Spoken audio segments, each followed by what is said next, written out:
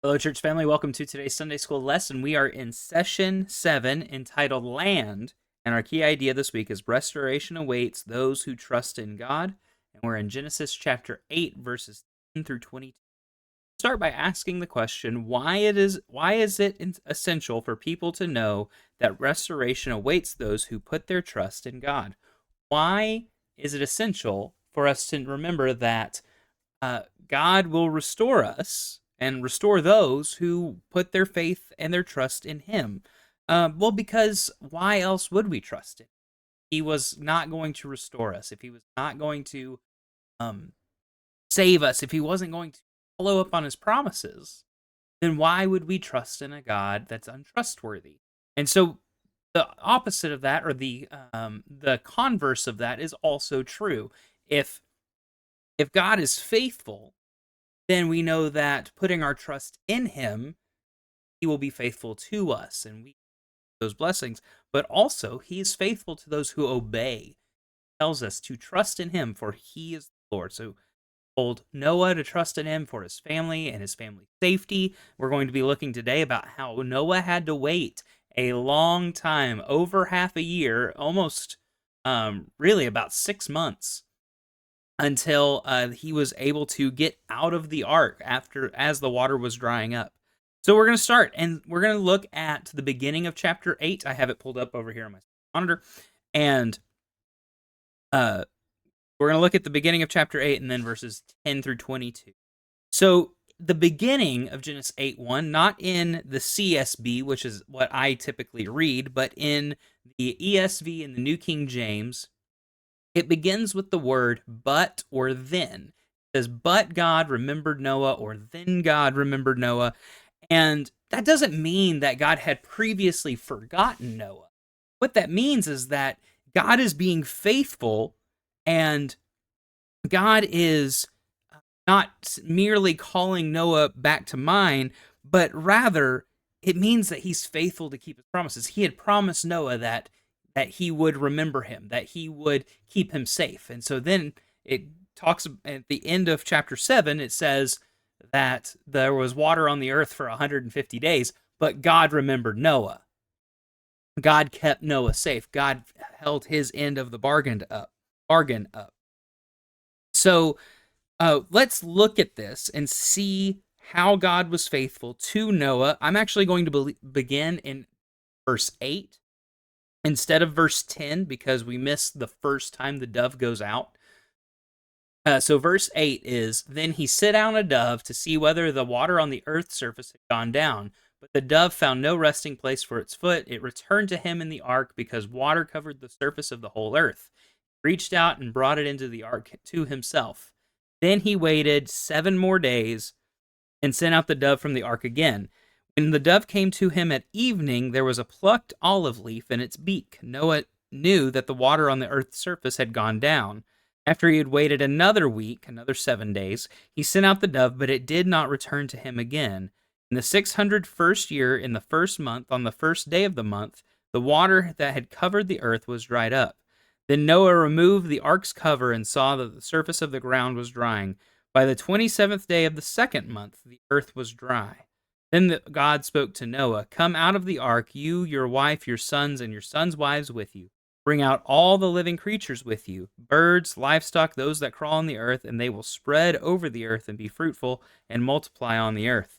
So Noah, along with his sons, his wife, his sons' wives, came out. All the animals, all the creatures that crawl, and all the flying creatures, everything that moves on the earth came out of the ark by their families.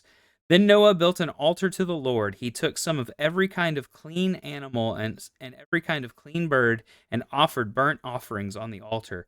When the Lord smelled the pleasing aroma, he said to himself, I will never again curse the ground because of human beings, even though the inclination of the human heart is evil from youth onward. And I will never again strike down every living thing as I have done. As long as the earth endures, seed time and harvest, cold and heat, summer and winter, and day and night will not cease.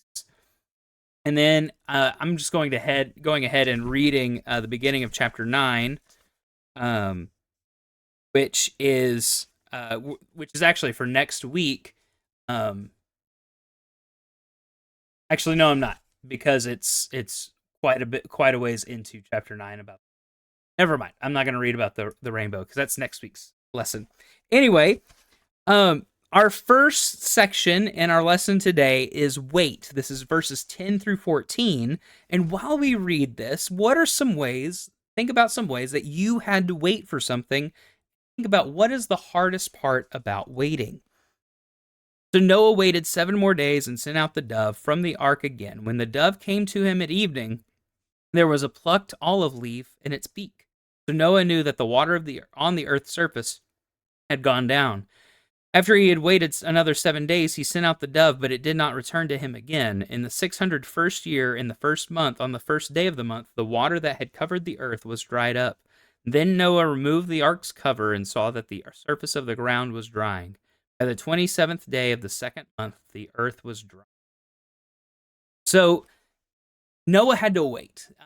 So the rain was done, but as often happens when it rains, the water has nowhere to go. In here, in the very first time it had ever rained, the water had to take a long time to drain off. It was on the earth for 150 days, and God sent a wind to push the water around until it receded back into the earth, and the ark rested on a mountain in Ararat, but they weren't floating while they were waiting on the water to recede. They were stuck on a mountain. They had gone up the mountain and were resting on the mountain at this point. And so that happened in the 7th month. So the 7th month, think of it as July. Well, we know that that's when it began to rest on the mountain. And then from July to the 2nd month to February, well, that's almost 7 months. 7 months that they had to wait inside the ark. And so when we have to wait this long and we're trapped inside, and think about being trapped inside a small enclosure. The ark is big, but relatively compared to the rest of the earth, it's small. And it's full of animals that smell. You've got your in-laws and your sons' wives and everything else in the ark with you. It'd probably be pretty cramped. It was not necessarily a comfortable living condition. So think about Noah like this, and then let's look at this question. Why does God put us in situations where we have to wait? Why would God make us wait? Well, because God's timing is perfect. We're human. We are fallible. We want things when we want them, and we don't want them when we don't want them. We want things to be here on time. That's why most of us are subscribed to Amazon Prime, so that we can get things in 2 days or less from the time we hit add to cart on our phone. We like having this instant gratification, or this lack of delayed gratification, where we can really just get what we want when we want it. We will pay extra for that convenience. How many of us have ever ordered delivery instead of going to the restaurant? How many of us will do that because we don't want to get out? We want the convenience of getting it now. Well, God's not a short order cook. God is not a delivery driver, a pizza delivery guy. He is the God of the universe. He wants us to trust him and trust that because he is outside of time, will never be late. Because he is outside of time and over time itself, his timing will always be perfect. So when we wait patiently on the Lord, what does that communicate to others? Well, it communicates our faithfulness to God and how strong our faith is, or how weak our faith is. I would classify myself as typically an impatient. I'm not the best at waiting. I like getting what I want when I want it. And so when others see that, when others see you go through difficult time and you're going through it for a while, they notice that, especially other believers, and it's encouraging to them that whenever they go through something themselves, they ought to also wait on the Lord. And it communicates to God that we are being faithful, that we believe and we trust in him, and that his will is perfect and ours is not. Let's look at our second section. This is verses 15 through 19. This is entitled Exit. Then God spoke to Noah, "Come out of the ark, you, your wife, your sons, and your sons' wives with you. Bring out all the living creatures that are with you, birds, livestock, those that crawl on the earth, and they will spread out over the earth and be fruitful and multiply on the earth." Noah, along with his sons, his wife, his son's wife, came out. All the animals, all the creatures that crawl, and all the flying creatures, everything that moves on the earth, came out of the ark by their families. So, how important was it for the people and the animals to spread out and multiply? Well, everything had just been destroyed. There was nothing else. Everything that was on the ark was all that there was now. God drowned everything else with that flood. And so, if they didn't multiply, then the world would never have human beings on it, a population of human beings on it again. If they didn't spread out and multiply, there wouldn't be all of the livestock and all of the wild animals that we have all over the earth.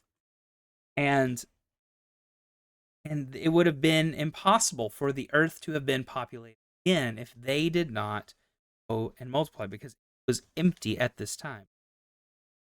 Is there something in your life that God has told you to do that is still undone? Is there something that you told by God that you have not yet done? Obviously, you can't answer that out loud. This is not a live stream where you can reply back. But if there is something that God has been telling you to do for a while that you've left undone, I would urge you to do the thing that He's telling you. And then finally, worship. We're going to look at how God responded to, or how Noah responded to the Lord after he was able to leave the ark. Verse 20. Then Noah built an altar to the Lord. He took some of every kind of clean animal and every kind of clean bird and burnt offerings on the altar. When the Lord smelled the pleasing aroma, he said to himself, "I will never again curse the ground because of human beings, though the inclination of the human heart is evil from youth onward. And I will never again strike down every living thing as I have done. As long as the earth endures, seed time and harvest, cold and heat, summer and winter, and day and night will not cease." So God makes a promise. God sees that the earth is good again. There is no more wickedness. He had wiped it out, and because of Noah's worship, whenever he smelled Noah's offering, he declared to himself, "I will never again curse the ground because of human beings, and though the inclination of the human heart is evil from youth onward, and I will never again strike down every living thing as I have done." He makes a promise to himself that is an unbreakable promise, because God's the one who made it, that he will never destroy the earth like he did. Genesis chapter 6 and 7. So we should acknowledge and celebrate how God's redemption and his restoration affect us today in 2024. And as we do this, we can do this by looking at why did Noah build an altar to the Lord? Well, because God kept Noah safe, and we recently learned this with our Kids Praise Kid last week, that there are two primary reasons that we worship God. The two primary reasons that we worship God are, number one, for who he is. God is holy. God, in his natural existence, supernatural existence, is worthy of worship. Just him. Just God himself. Because he's holy. Because he's perfect. That alone makes him worthy of worship. Then secondly, God is also worthy of worship for what he has done. Now notice that we worship him for who he is first, because he is holy first. Then we worship him for what he has done for us. And what has he done for us? Well, if you're living in 2024 and you're a believer in Christ, your sins are forgiven. You have an eternal home in heaven. You have an assurance that sin nor man could ever take you from the hand of the Lord. And that's amazing, and that's deserving of worship. We worship the Lord for what he has given us, and for the people he puts in our path, and for the jobs that we have and the house that we have. Those are the reasons we worship God, for who he is, what he has done. Noah is doing both here. He is worshiping God for number one, because he's holy. But then he's also worshiping God for number two, because of what he had done, which was he saved Noah and his family, along with two of every kind of animal, so that the earth could be populated again. It wasn't just left in ruin from the flood. So that's why Noah built an altar to the Lord after he got off the ark. And then we need to look at our own lives and think about how we celebrate God's goodness in our own lives. How do you celebrate God's goodness in your own life? I hope that Sunday morning worship and Sunday are two primary, important priorities in your life, so that you can worship God and celebrate His goodness to you with other believers on Sunday morning.